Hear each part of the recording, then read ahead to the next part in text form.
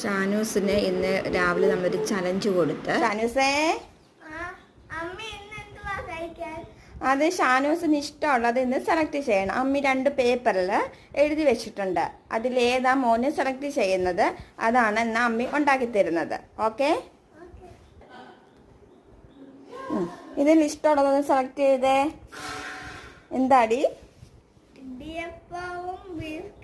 Okay, ഇന്ന് ഞാൻ അർഷാന് ഇന്ന് അതാണ് ഉണ്ടാക്കി തരുന്നത്.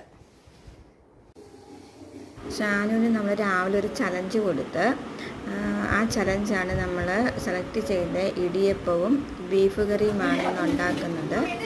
അപ്പോൾ അവൻ സെലക്ട് ചെയ്ത ബീഫ് കറിയും ഇടിയപ്പവുമാണ് നമ്മൾ ബ്രേക്ക്ഫാസ്റ്റ് ആയിട്ട് ഇന്ന് ഉണ്ടാക്കിയത്.